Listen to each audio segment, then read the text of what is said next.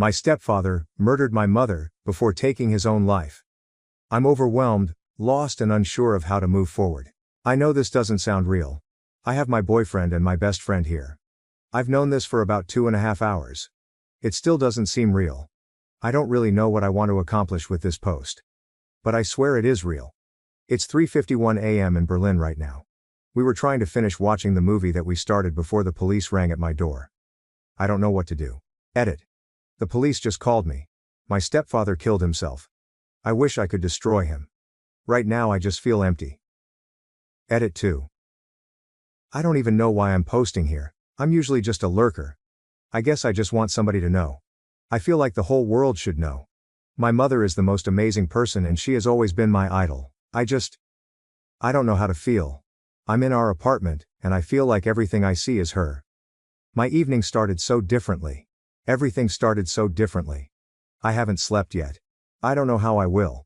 Though sleeping is usually my talent.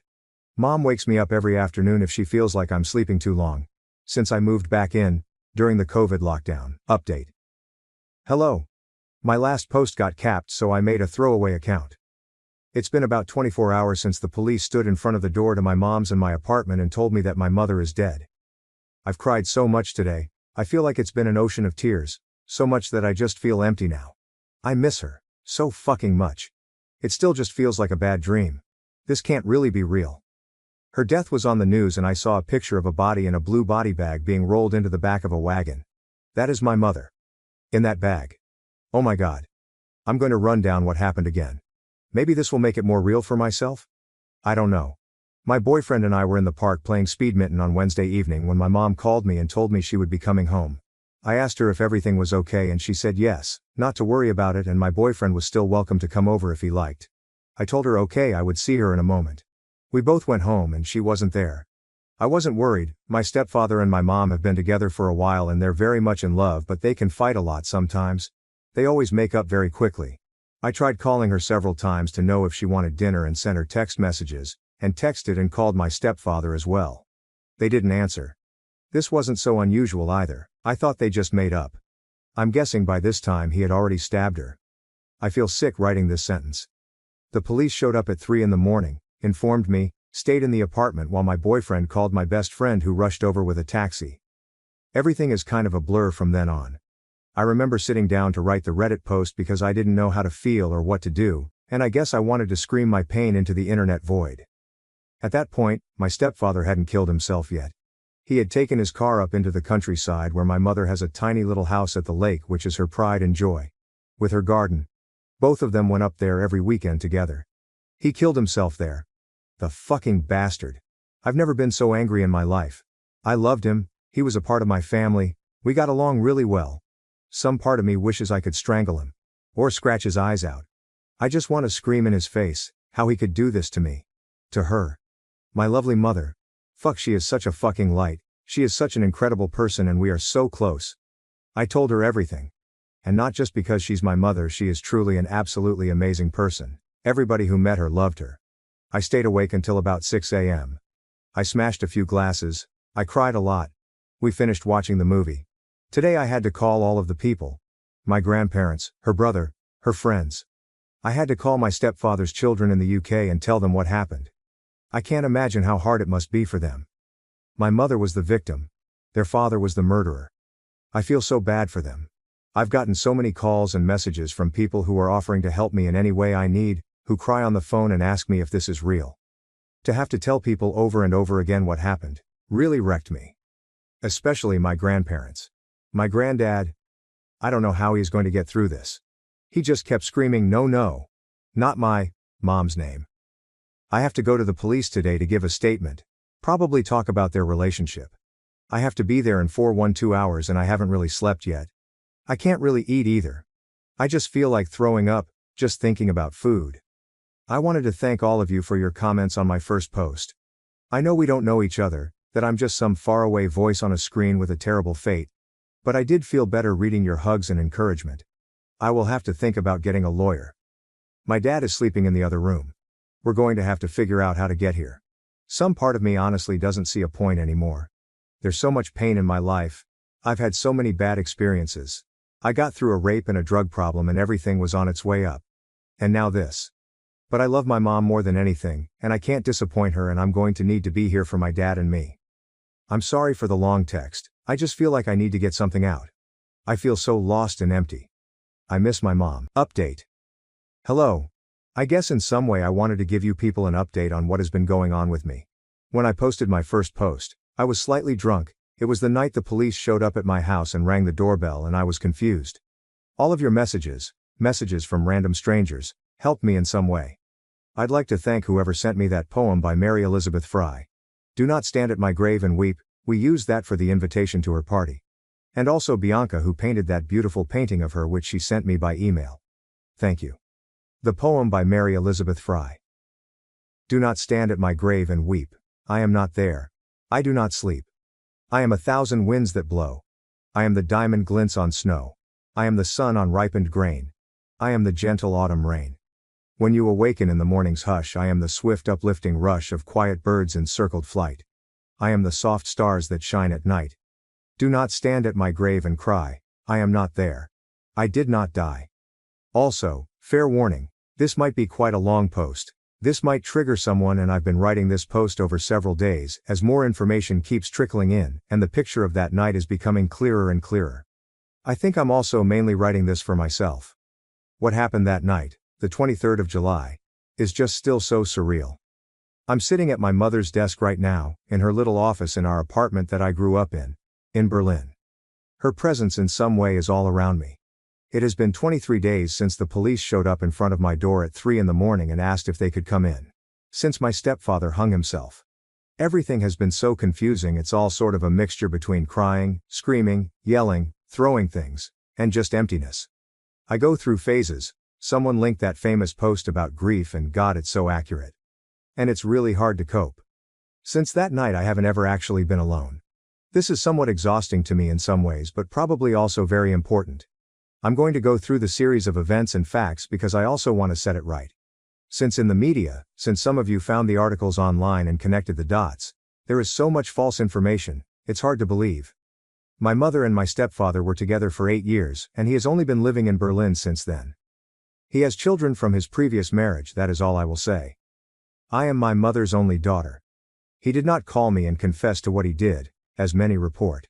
But he called some vaguely mutual friend who he walks his dog with sometimes. This was sometime after 11 p.m. At this point he was already up at the summer house. It takes about 1 hour and 45 minutes to get up there. This means my mother had been dead for about 2 hours. It says so in the police report as well. The summer house did not belong to my stepdad, but to my mom. She poured all of the little money she had, and renovated it by hand. It does not in any way belong to him.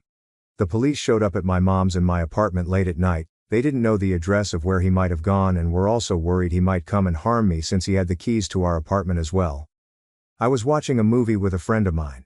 I posted on Reddit a few hours later. The news articles started coming out the next day, connecting my stepfather to a celebrity. I posted because I needed help. This celebrity and my stepfather are by no means friends. They are acquaintances, and there is no reason for him to be brought into any of this. That was Wednesday night, Thursday morning. On Friday I was at the Landeskriminalamt, criminal police, and gave a 3-hour statement about them and their relationship. This next part is about my feelings and mainly about my mom. Feel free to skip it. Since then my whole world has been turned upside down. My mother, the person I honestly loved most in the whole world, was just torn from me.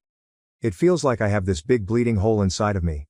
I'm not crying all the time, sometimes I feel okay, but more like empty. My mother has been with me my whole life. The whole 21 years, and I'm not just saying this because she is dead. She is honestly the best mother you could wish for. She is goofy and caring. Her laugh is infectious. She has such integrity. She is the most animated person. When she tells a story she will get up from the table and gesture all around. Her eyes are so shining. I think I might show some pictures of her, because I want people to recognize her beauty. I want the whole world to know she is gone. Because this is an honest and devastating loss to the world, believe me. She is so talented. She got her bachelor in art history in America. She has worked odd jobs all her life. She's always been a hippie. When I was little she started working at this English language summer camp in Thüringen in Germany, and she used to take me there for many weeks with her. On a hill, on a farm in the middle of a giant forest. She's a magician in the kitchen. She can open the fridge door and magically make something out of leftover ingredients that nobody would ever think tastes good. Noodles and carrots, anyone? She likes to make everything herself. She would let milk go bad and make her own ricotta. I have 1,000 jars of her homemade chutneys and jams. She baked her own bread years before the pandemic. She made her own vinegar, her own syrups and alcohol, and her hot sauces are legendary. I used to come home and open the fridge door and I'd ask her which of the many bowls she had covered with little plates were edible and which weren't ready yet. Since she's dead, I have found so many started experiments of things I don't even know what they are. I wish I could ask her. There are so many things I wish I had the time to ask her. Writing this is making me cry again. At the beginning of the pandemic, March I believe, I moved back in with her and she ordered 14 different bottles of white wine on Lidl, and every night we'd drink one together while we cooked, and I'd write notes on the color and the taste, and we'd give it a 1-10 on the Lidl scale. She's one of the funniest people I know. And she is so forgiving. Even when I was younger we would get into huge blow-up fights sometimes and we'd scream. But 5 minutes afterwards she'd come into my room and she'd apologize and tell me she loved me more than anything in the world. We told each other we loved one another all the time, sometimes just randomly, and hugged each other. I'm so grateful for this. I would say we had a rare mother-daughter bond. I love her with all my heart. She has always been my idol, my role model. If I'm even half the person she is, as generous, hilarious, creative, emotional, forgiving and understanding, I will be lucky. I see her face in front of me all the time. I can hear her laugh. Fuck, I'd really give anything for her to be with me right now. Anything. It really tears me apart. If it weren't for her I would have probably been dead 2 years ago. She pulled me out of my dark holes. She loved me unconditionally. She isn't just my mother. She is my best friend. And I will never ever forgive him for taking her from me. Especially since more and more facts are coming out. End of emotional bit. It's important to preface that I knew their relationship, or to be more exact, I was the closest to both of them together. And it's important to understand that he wasn't some creepy, abusive, scary bad guy. I loved him. He was like a best friend to me. When he came into my mother's and my life, I took him in with open arms. I've confided in him, I've told him secrets, we've had running jokes. We made bets with each other that I usually won, and he had to pay up. He was my family. This makes me feel just as conned. I feel cheated. I feel like I've been blind. I've had bad fights with him as well, and I knew about their fights, but I didn't see this coming. Not even a little bit. I would never put my mother in harm's way. I guess this is why she must have kept things hidden from me. The murder happened in his apartment. They had separate apartments. And afterwards he drove his car up to my mother's country house that they both spent every weekend at. Hunting mushrooms, planning and building things, going swimming in the lake that's right in front of the door. This was their refuge, and I'm assuming this is the reason he went there. Since the day this has happened I've always assumed he blew up about something, lost control, and he killed my mother while he wasn't clear-headed. This is what made sense to me. That he killed himself because he killed my mother. Because he didn't know how to continue. But the more time goes by and the more facts we uncover, we being my mother's friends and I, not the police, the more it seems it was the opposite. That he killed my mother because he wanted to kill himself. And that he was covering something up. Since the night the police showed up, they've been asking me if I could know where their laptops are. They both had a laptop. And both are missing. They found the empty cases.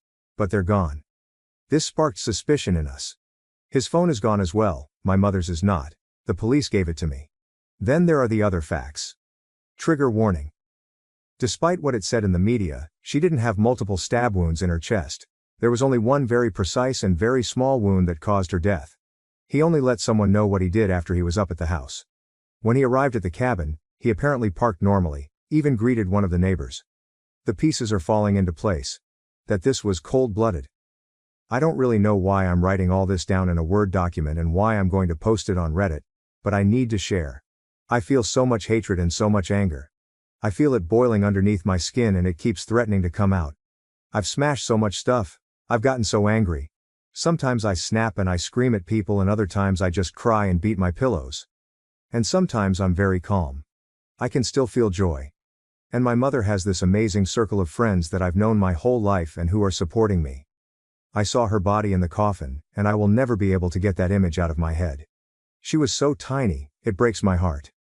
I've also slept 2 nights at the cabin, and in the dark every shadow looked like my stepfather. I've become scared, and started locking my doors at night.